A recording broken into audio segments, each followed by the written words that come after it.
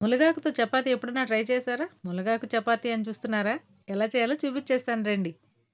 2 కప్పులు గోధుమ పిండి తీసుకొని, 1 కప్పు మునగాకు కూడా కడిగి ఆరబెట్టుకున్నది పిండిలో వేసేయండి.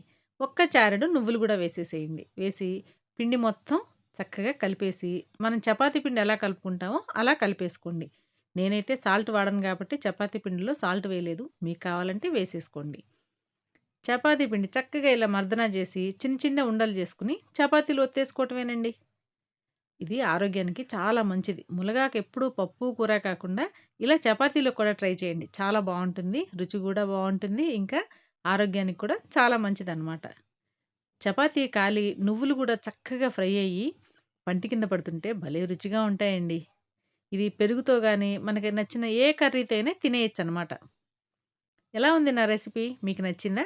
నచ్చితే తప్పకుండా లైక్ చేయండి. మీరు ట్రై చేయండి.